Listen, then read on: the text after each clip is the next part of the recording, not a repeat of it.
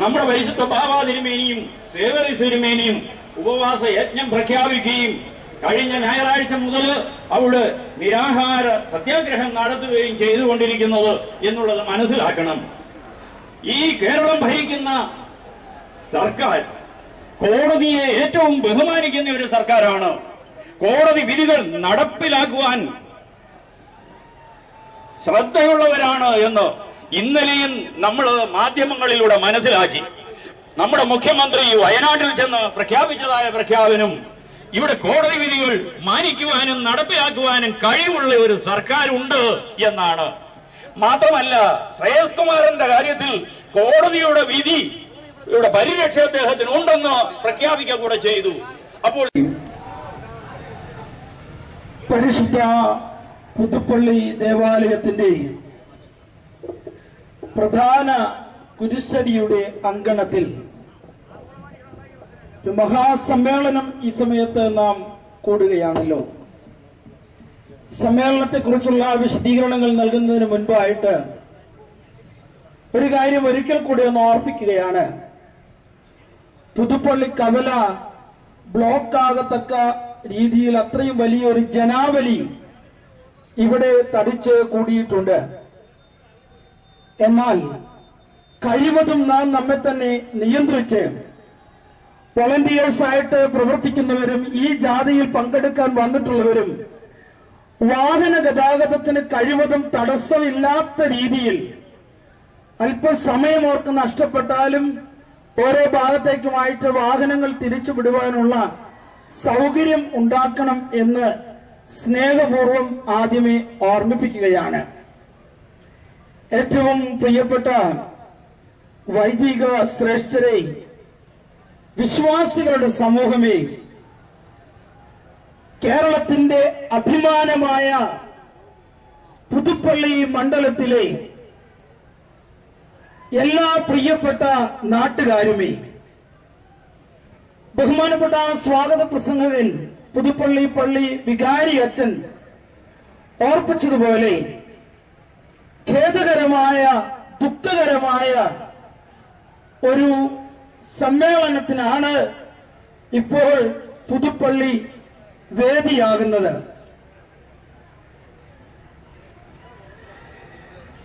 നിങ്ങൾ വൈദികരൊന്ന് 2-3 പേരും ചെല്ലാവോ? ചെന്നൊന്ന് നിയന്ത്രിക്കും. പ്രകോപനങ്ങളും പ്രശ്നങ്ങളും ഉണ്ടാക്കുന്നതല്ല നമ്മുടെ ലക്ഷ്യം. നമ്മുടെ ലക്ഷ്യം വലുതാണ്, മഹത്തരമാണ്.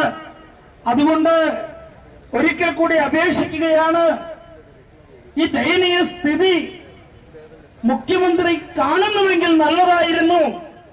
ഇത് പുതുപ്പള്ളിയിൽ ആരംഭിച്ചിട്ടുള്ളത്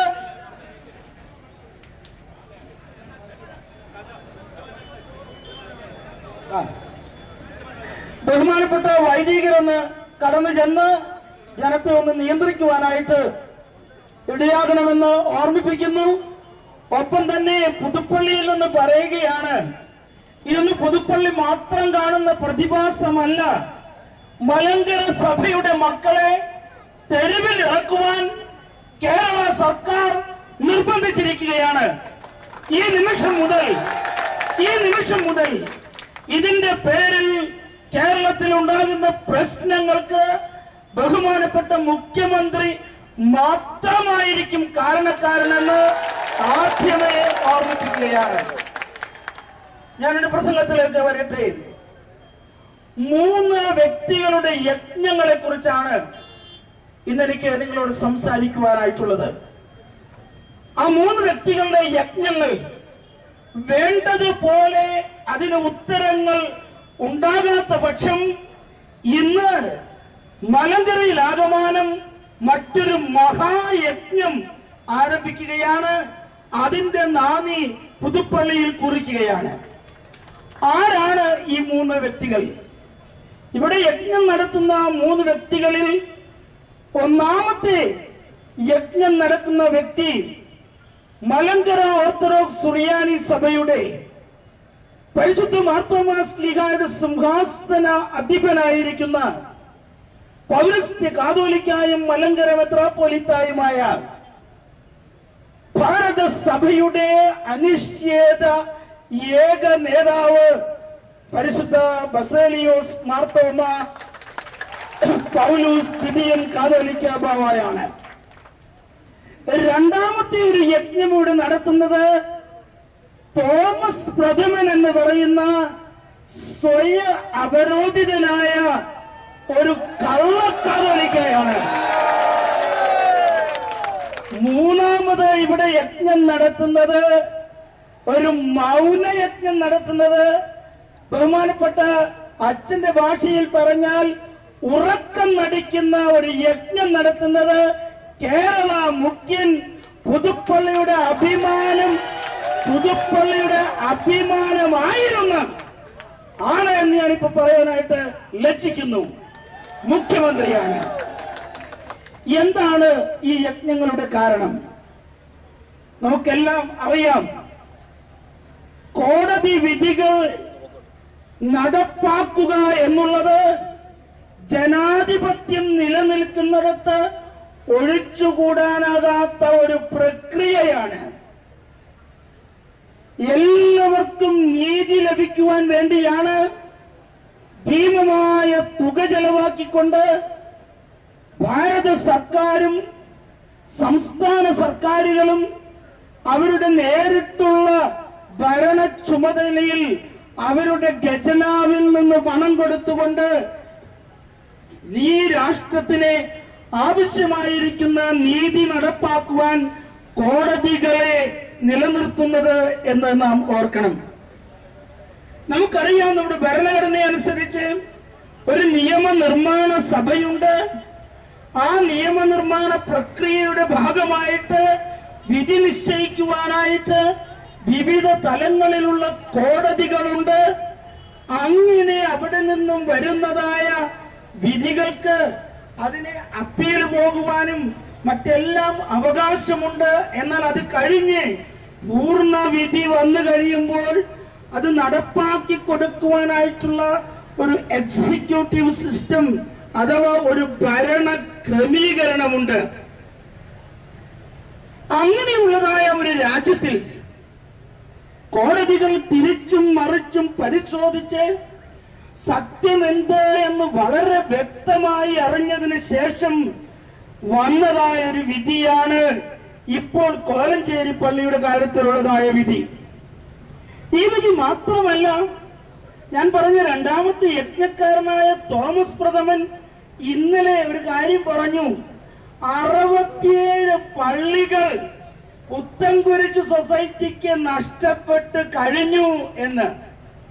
പുതുപ്പള്ളി ഉൾപ്പെടെ ഒട്ടനവധി ദേവാലയങ്ങളിൽ നീതിന്യായ ബോധത്തോടുകൂടി നമ്മുടെ സർക്കാരുകളും ജനാധിപത്യ പ്രതിനിധികളും കോടതികളും പ്രവർത്തിച്ചതുകൊണ്ട് മലങ്കര സഭയുടെ സ്വത്വം വീണ്ടെടുത്തുകൊണ്ട് ഒരു വലിയ ചൈത്രയാത്ര നടത്തുകയാണ്.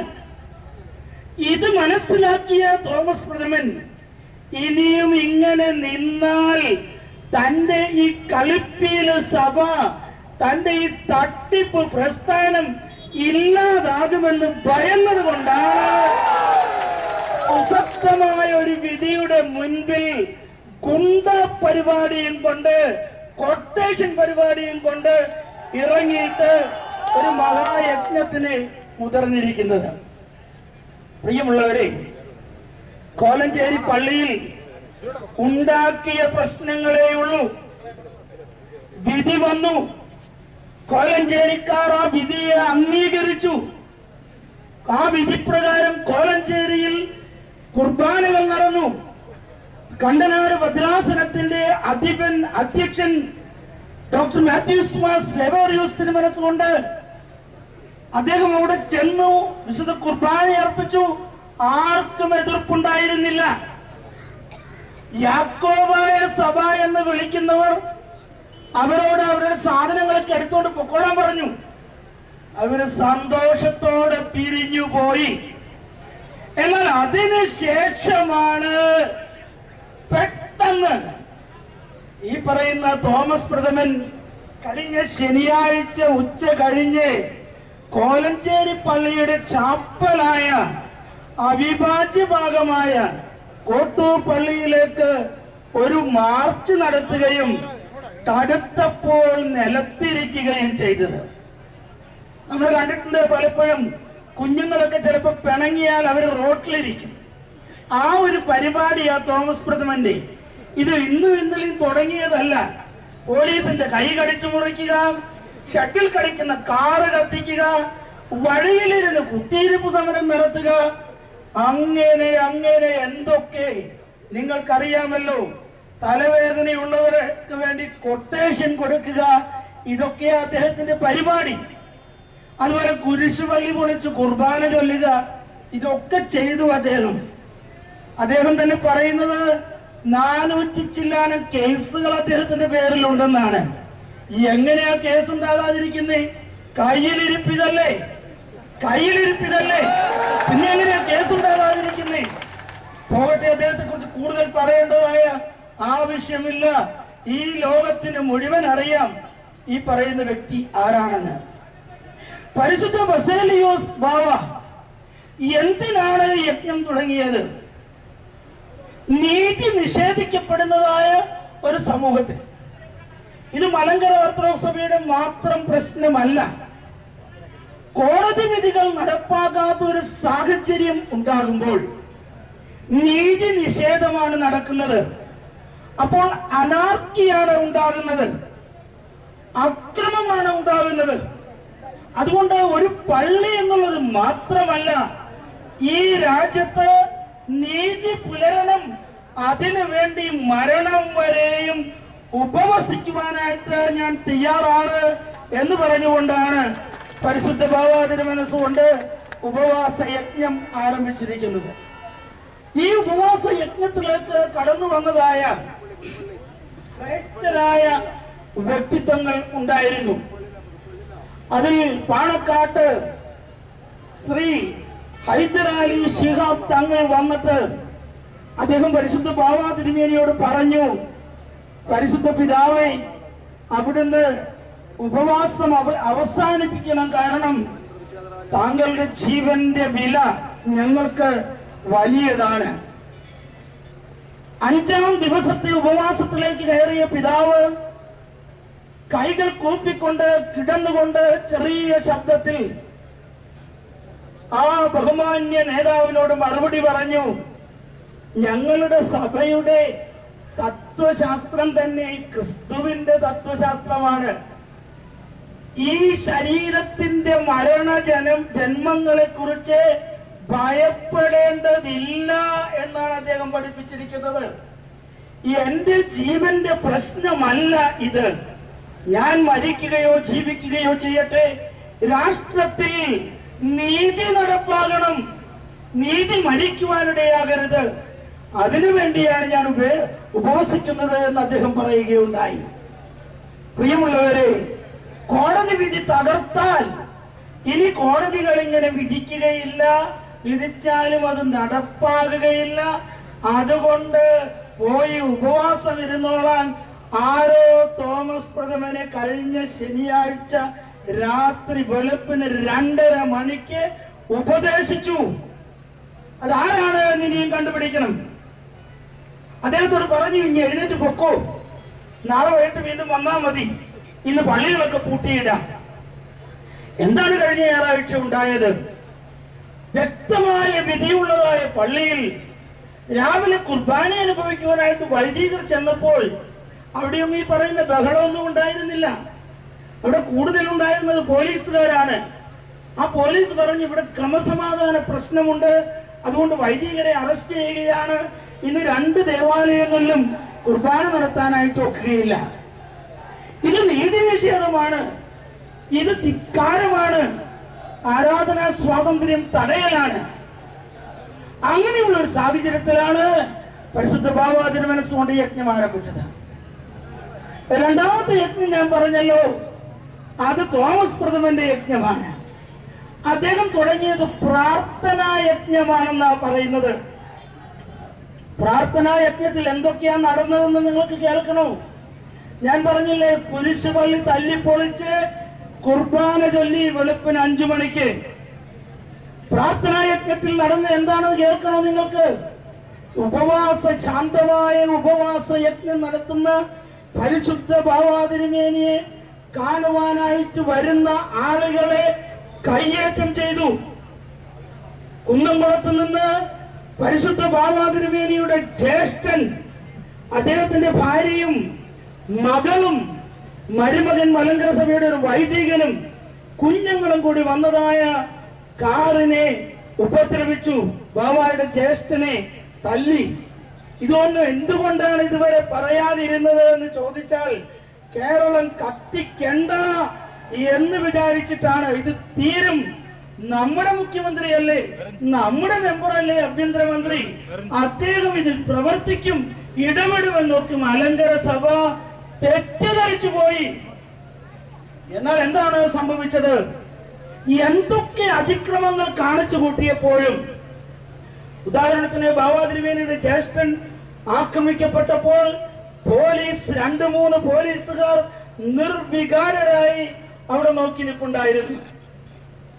മറിച്ച് ബാവാതിരുമേനി ഉപവസിക്കുന്നതായ ഉപവാസ പന്തലിന്റെ മുൻപിൽ വന്നിട്ട് പാത്രിക്കീസ് ഭാഗത്തെ ഒരു വൈദികൻ കുപ്പായമിടാതെ ഷർട്ട് വിട്ട് വന്നിട്ട് അവിടെ നിന്ന് ഫോട്ടോ എടുക്കുകയും രാജകീയ കിടപ്പാണ് എന്ന് കളിയാക്കുകയും ചെയ്ത വൈദികനോട് താൻ എന്താണ് ഈ പറയുന്നതെന്ന് ചോദിക്കാൻ ചെന്നതായ നമ്മുടെ കുഞ്ഞുങ്ങളെ അറസ്റ്റ് ചെയ്ത് പെറ്റി കേസെടുത്തു. ഇതാണ് കോലഞ്ചേരിയിൽ നടക്കുന്നത്. ഇപ്പോൾ നിങ്ങൾ മനസ്സിലാക്കണം, അത് മുതൽ ഇങ്ങോട്ട് നടക്കുന്നതായ ഓരോ സംഭവങ്ങളും. അപ്പോഴാണ് മനസ്സിലാകുന്നത് ഈ തോമസ് പ്രഥമന്റെ യജ്ഞത്തിൽ തോമസ് പ്രഥമൻ മാത്രമല്ല, മറ്റാരാണ്ടൊക്കെയോ ഉണ്ട്. നീതി ലഭിക്കുവാൻ വേണ്ടി മുഖ്യമന്ത്രിയുടെയും മറ്റ് ചുമതലപ്പെട്ടവരുടെയും ശ്രദ്ധയിലേക്ക് ഈ കാര്യങ്ങൾ കൊണ്ടുവരാനായിട്ട് ശ്രമിച്ചപ്പോൾ ഉണ്ടായതായ നടപടികളെ കുറിച്ചാണ് നാം ഇവിടെ വീണ്ടും കേട്ടത്. നിങ്ങൾക്കറിയാമല്ലോ, വാത്സല്യമുള്ളവരെ, ഒരു ആംബുലൻസ് വന്നിട്ടുണ്ട്. അവിടുത്തെ അവിടെ മാർഗതടസ്സം ഉണ്ടാക്കാതെ നിങ്ങൾ സ്വയം നിയന്ത്രിക്കണമെന്ന് സ്നേഹപൂർവ്വം ഓർമ്മിക്കുന്നു. എന്താണ് ഇവിടെ സംഭവിക്കുന്നത്? ഈ വിഷയങ്ങളൊക്കെ തീവ്രമായി വന്നതായ സന്ദർഭത്തിൽ, ഇതിൽ ഇടപെടണമെന്ന് പറഞ്ഞതായ അവസരത്തിൽ ഒരു സന്ദേശം കിട്ടി, നമുക്ക് ഒരു മീഡിയേഷൻ കമ്മിറ്റിയെ ചുമതലപ്പെടുത്താം. ആരാണ് മീഡിയേഷൻ കമ്മിറ്റി? ജഡ്ജിമാരും വക്കീലുമാരും ഒക്കെ ഉണ്ടെന്ന് പറഞ്ഞു. മലങ്കര സഭ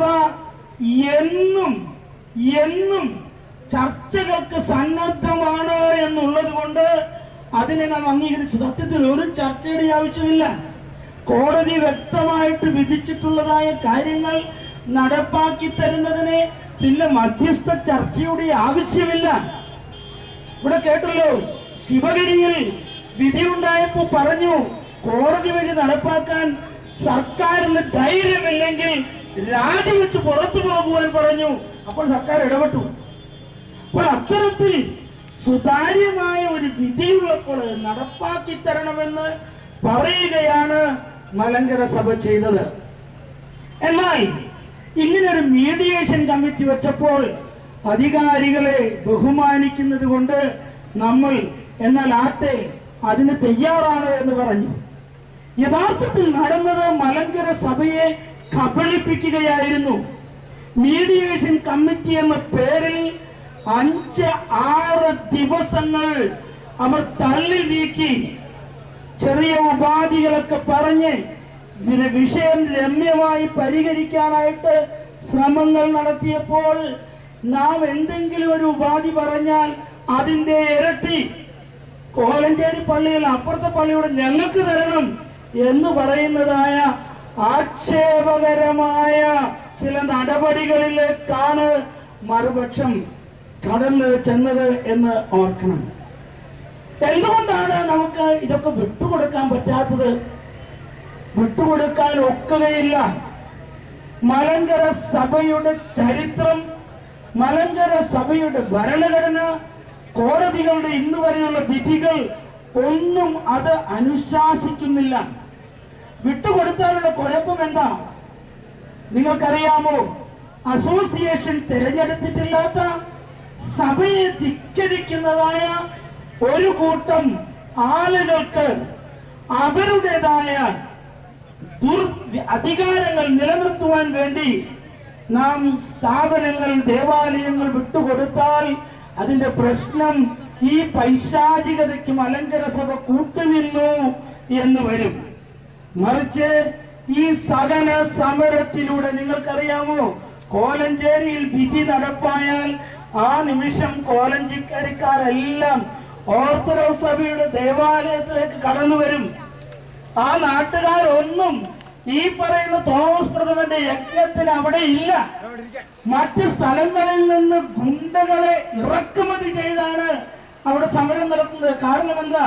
കോളഞ്ചിക്കാരിക്കാർക്ക് അവരുടെ പള്ളി അവർക്ക് കിട്ടിയാൽ മതി. ആ പള്ളിയിൽ പൗരസ്ത്യ സഭയുടെ ആരാധന നടക്കുന്നുണ്ട് എങ്കിൽ അവിടെ വന്ന് ആരാധനയിൽ സംബന്ധിക്കുക, അത് മാത്രമേ അവരുടെ ആവശ്യമുള്ളൂ. അവർക്ക് സത്യത്തിൽ ഈ ഗുണ്ടാപ്രഥമനെ പേടിയാണ്. അതുകൊണ്ടാണ് അവർക്ക് പേടിയാണ്. വാത്സല്യമുള്ളവരെ, അതുകൊണ്ട് ഇത് സ്വത്ത് തർക്കമല്ല, ഇത് കക്ഷി വഴക്കല്ല. ഇവിടെ ചിലര് കണ്ണടച്ചിരുട്ടാക്കുന്നുണ്ട്, തുറന്നു പറയുന്നതിന് മടിയുണ്ട്. മലങ്കര സഭയുടെ വിഷയങ്ങൾ ജനശ്രദ്ധയിൽ കൊണ്ടുവരുവാനും ധാർമ്മിക പ്രമാണങ്ങൾ കേരളത്തിന് കൊടുക്കുവാനും വേണ്ടിയാണ് 100 ചില്ലാനം വർഷങ്ങൾക്ക് മുൻപ് മലങ്കര സഭയുടെ സ്ഥലത്ത് മലങ്കര സഭയുടെ 50-ലധികം ഷെയറിൽ അന്നത്തെ മലങ്കര മെത്രാപ്പോലീത്തയായിരുന്ന പുലിക്കോട്ടിൽ യൗസേപ്പ് മാർ ദിവനാസ്യൂസ് രണ്ടാമൻ തിരുമനസ്സുകൊണ്ട് കണ്ടത്തിൽ കുടുംബത്തെ വിളിച്ച് ഒരു പത്രം തുടങ്ങുവാനായിട്ട് പറഞ്ഞത്. അത്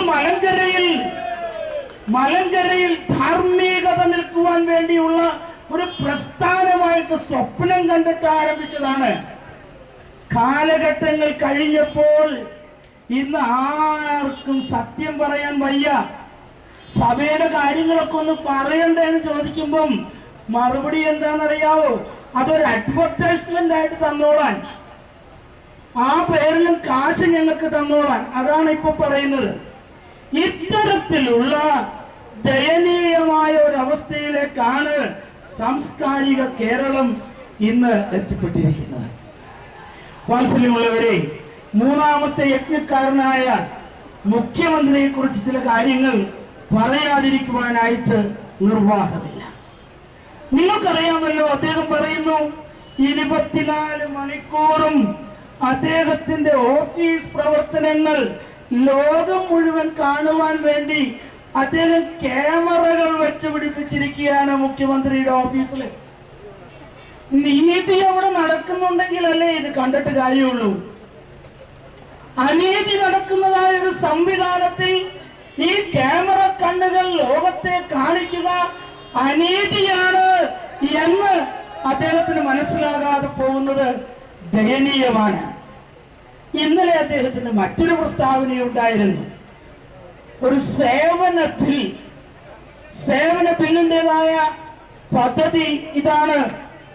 സേവന ബില്ല് ജനങ്ങൾക്ക്, സാധാരണ ജനത്തിന് സർക്കാർ സേവനം ലഭ്യമാകുന്നില്ല എങ്കിൽ ആരത് ലഭ്യമാക്കാതിരിക്കുന്നുവോ അവരുടെ പേരിൽ കേസ് എടുക്കുവാനുള്ള സംവിധാനമാണ്. മുഖ്യമന്ത്രി പറഞ്ഞു ഈ ബില്ലിനകത്ത് മുഖ്യമന്ത്രിയെ കൂടെ ഉൾപ്പെടുത്തണമെന്ന്. ഈ ബില്ലിനകത്ത് മുഖ്യമന്ത്രിയെ കൂടെ ഉൾപ്പെടുത്തണം. കാരണം അത്ര സേവന സന്നദ്ധനായിട്ടാണ് അദ്ദേഹം നിൽക്കുന്നത്. വാത്സല്യമുള്ളവരെ ഓർക്കുക, അദ്ദേഹത്തിന് സേവനത്തിന്റെ പ്രതിബദ്ധതയുണ്ട് എങ്കിൽ അദ്ദേഹം ഈ വിഷയങ്ങൾ എന്തുകൊണ്ടാണ് കാണാത്തത്? ഞാൻ എന്റെ വാക്കുകളെ ദീർഘിപ്പിക്കുന്നില്ല. പ്രിയമുള്ളവരെ, ഒരു കാര്യം പ്രഖ്യാപിച്ചുകൊണ്ട് ഞാൻ നിർത്തുവാൻ ആഗ്രഹിക്കുന്നു. മലങ്കര സഭയുടെ പരമാധ്യക്ഷനും ഭാരതത്തിന്റെ ആത്മീയ നവോമണ്ഡലത്തിലെ ഉജ്ജ്വല താരകവുമായ പരിശുദ്ധ ബസേലിയോസ് മാർത്തോമ പൗലോസ് ദ്വിതീയൻ കാതോലിക്ക ബാബായുടെ ആരോഗ്യത്തിനോ ജീവനോ എന്തെങ്കിലും ഹാനി സംഭവിച്ചാൽ അതിന്റെ പൂർണ്ണ ഉത്തരവാദിത്വം ഈ നാടിന്റെ മുഖ്യമന്ത്രിയും ആഭ്യന്തരമന്ത്രിയുമായ ശ്രീമാൻ ഉമ്മൻചാണ്ടിക്ക് മാത്രമായിരിക്കുമെന്ന് ഈ സമയത്ത് പ്രഖ്യാപിക്കുകയാണ്. അതുപോലെ തന്നെ ഇന്നലെ വരെയും ഇന്ന് വിശുദ്ധ കുർബാന വരെയും മലങ്കരയുടെ മക്കളെ ശാന്തരായി നിർത്തുവാനായിട്ട് സാധിച്ചു. ഒരു കാര്യം തുറന്ന് പുതുപ്പള്ളിയിൽ വെച്ച് പറയുകയാണ്, ഇനി ഞങ്ങളുടെ കയ്യിൽ ഇല്ല. ഇനി ജനം മറ്റൊരു പാതയിലേക്ക് തിരിയുന്നുവെങ്കിൽ ഇന്ന് വൈകുന്നേരം മുതൽ കേരളത്തിൽ ഉണ്ടാകുന്ന എല്ലാ കാര്യങ്ങൾക്കും ഉത്തരവാദി ഈ മുഖ്യമന്ത്രിയും ആഭ്യന്തര മന്ത്രാലയവുമായിരിക്കുമെന്ന് ഈ സമയത്ത് പുതുപ്പള്ളിയിൽ വെച്ച് പറയുവാനായിട്ട് മലങ്കര സഭ ആഗ്രഹിക്കുകയാണ്. നാളെ മുതൽ നടമാടാൻ പോകുന്ന മറ്റൊരു ചതിയെക്കുറിച്ചുള്ള ഒരു മുന്നറിയിപ്പ് കൂടെ നൽകിയിട്ട് ഞാൻ വിരമിച്ചുകൊള്ളാം. ആ ചതി എന്താണെന്നറിയാവോ? ഞാൻ പറഞ്ഞല്ലോ, തോമസ് പ്രഥമൻ ഇന്നലെ പറഞ്ഞു, കോടതിയൊക്കെ ഞങ്ങൾ ഒത്തിരി കണ്ടിട്ടുള്ളതാ, ജഡ്ജിമാരെയൊക്കെ ഞങ്ങൾക്ക് കുറെ അറിയാവുന്നതാ, പണം കൊടുത്താൽ വിധികൾ വാങ്ങിക്കാം. ഇന്നത്തെ പത്രത്തിൽ അത് പറഞ്ഞിട്ടുണ്ടെന്നാണ് ഞാൻ മനസ്സിലാക്കുന്നത്. ഇന്നലെ ചാനലുകൾ മുഴുവൻ അത് മനോരമ പറയില്ല, അതാ ഞാൻ നേരത്തെ പറഞ്ഞത്, മനോരമ പറയില്ല. വാത്സല്യമുള്ളവരെ ഓർക്കുക, ഇത് പറയുന്നതായ അതേ സമയത്ത് റിട്ടയർഡ് ജസ്റ്റിസ് KT തോമസിന്റെ ഡൽഹിയിലെ വസതിയിൽ, കഞ്ഞിക്കുഴിയിലെ വസതിയിൽ കേരളത്തിൽ വിധി നടപ്പാക്കേണ്ടുന്ന നാളെ മുതലുള്ള ദിവസങ്ങളിൽ ഈ കാര്യങ്ങളിൽ ഇനിയും ഇടപെടേണ്ടതായ ന്യായാധിപന്മാർ കാപ്പി കുടിക്കുവാൻ കയറിയിട്ടുണ്ടായിരുന്നു. ആ സമയത്താണ് തോമസ് പ്രഥമൻ പറയുന്നത് പണം കൊടുത്ത് വിധി മേടിക്കുവാനായിട്ട് പറ്റുമെന്ന്. ഇന്നലെ വൈകിട്ട് ഡൽഹിയിൽ നിന്ന് കിട്ടിയതായ അറിവ് ഇതാണ്. തോമസ് പ്രഥമൻ പറഞ്ഞതിനോട് ചേർന്നുള്ള അറിവാണ്. തിങ്കളാഴ്ച കോടതി തുറന്നുകൊള്ളട്ടെ, വിധിയൊക്കെ മാറ്റുവാനായിട്ടുള്ള സംവിധാനങ്ങൾ ചെയ്തിട്ടുണ്ട് എന്ന്. അതുകൊണ്ട് ഈ സമയത്ത് തുറന്നു പറയുകയാണ്, ഈ പണം കൊടുത്ത് വിധി മേടിക്കുന്നവരാരാണ് എന്ന് ഇപ്പോൾ നമുക്ക് ബോധ്യമാകുന്നുണ്ടല്ലോ. അത് പറ്റുന്നവരാണല്ലോ പറയുന്നത് ഇങ്ങനെ വിധി കിട്ടുമെന്ന്.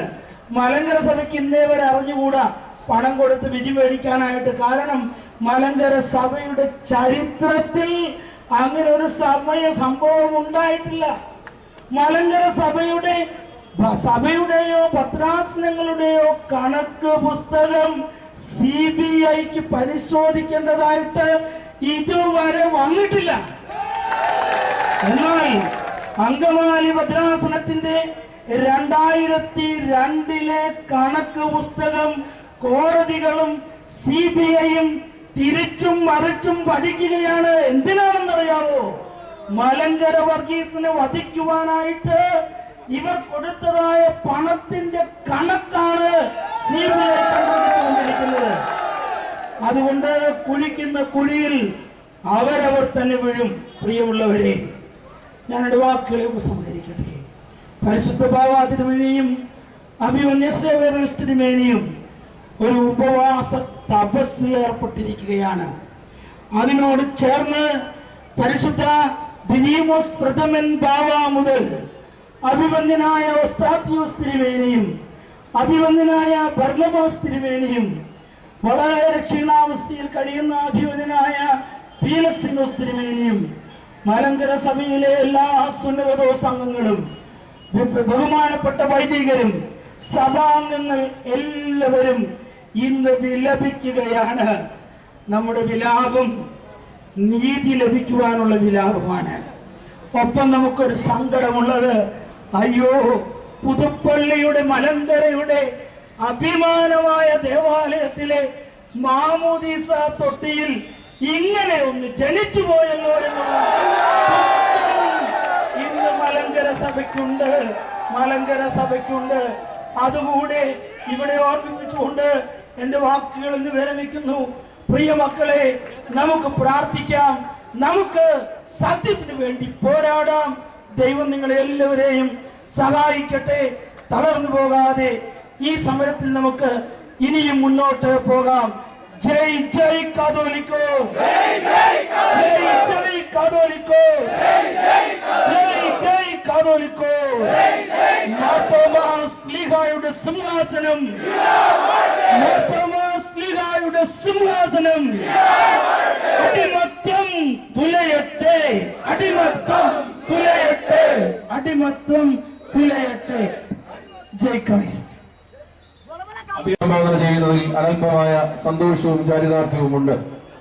നൂറ്റാണ്ടുകൾക്ക് മുമ്പ് വൈദേശിക ശക്തികൾക്കെതിരെ നമ്മുടെ പിതാക്കന്മാർ സമരം നടത്തിയപ്പോ അന്ന് രാജ്യം ഭരിച്ചിരുന്നത് പോർച്ചുഗീസ് വിദേശ ശക്തികളായിരുന്നുവെങ്കിൽ, പിന്നീട് ബ്രിട്ടീഷ് ശക്തികളായിരുന്നുവെങ്കിൽ, ഇന്ന് പരിശുദ്ധ ബാബാ തിരുമേനിയുടെ സമരത്തിന് എതിരെ നിൽക്കുന്നത് നമ്മുടെ പ്രിയപ്പെട്ട സഭാ സന്താനമാണ് എന്നുള്ള ദുഃഖകരമായ മുഹൂർത്തങ്ങളിലാണ് ഈ കൂടിവരവിന്റെ പ്രസക്തി വർദ്ധിക്കുന്നത്. പലപ്പോഴും